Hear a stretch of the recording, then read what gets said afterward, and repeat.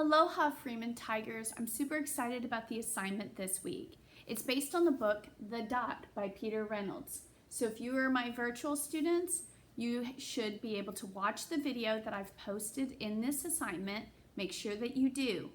The rest of this video gives you some ideas for how to do your dot picture. Remember to submit your assignment when you're done. Take your time, have some fun.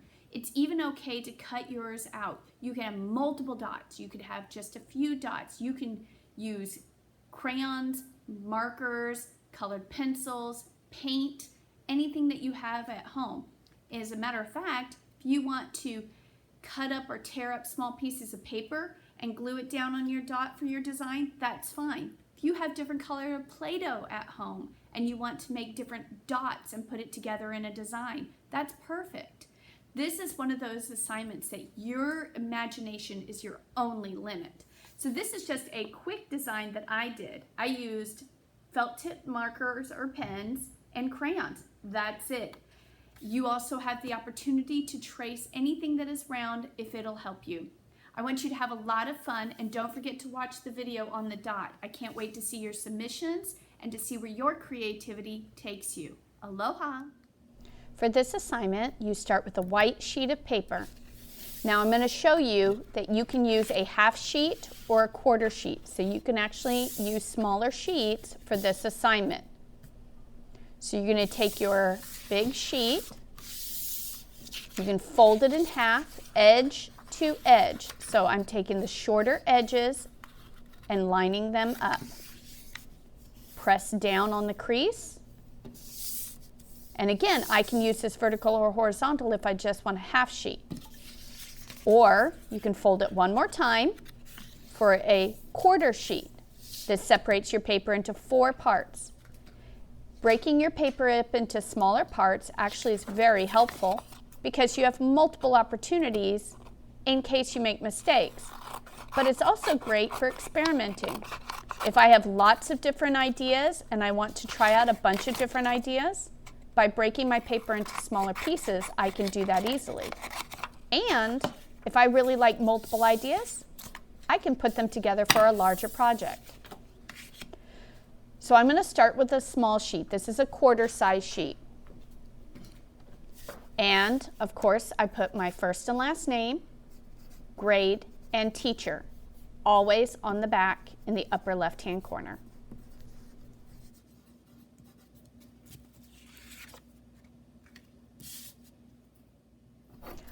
I am choosing to use something to assist me in making big circles. So these are cookie cutters that I use for clay. Trace the inside. You can use tape, the inside or outside of tape, tops of bottles or containers. You can freehand. So if you are pretty good at drawing circles free-handed, you are welcome to do that too. Here is a half sheet example that I've made. Now for this assignment, you can choose markers or crayons. You can also choose to use paint like watercolors. Make sure you have your brush, water, and paper towel if you choose to do that.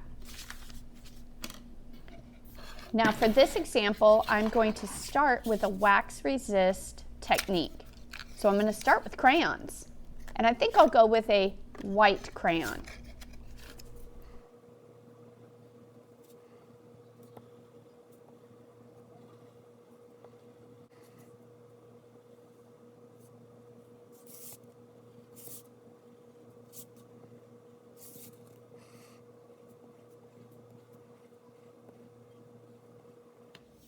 Different type of paints have different requirements. If your paint is solid like this watercolor, you need to dip your brush in water to activate it.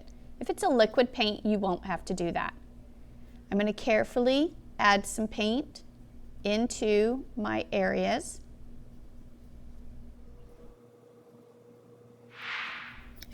Be sure to clean your brush carefully and check it on the paper towel between each color.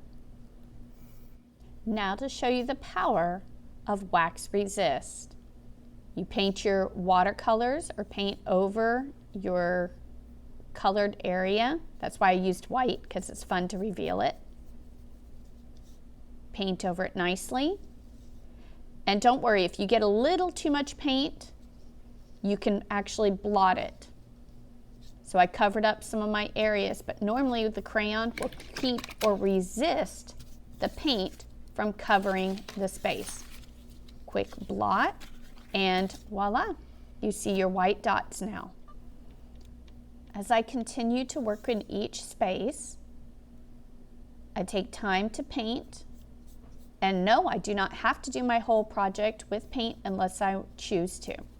Now notice I got two wet spaces very close together and they bled together. That happens occasionally, and it could be a very nice effect if you like it. Over here, I'm changing up my color a little bit, and I'm going to add a couple of dots of orange on top, just to have a little more fun with it.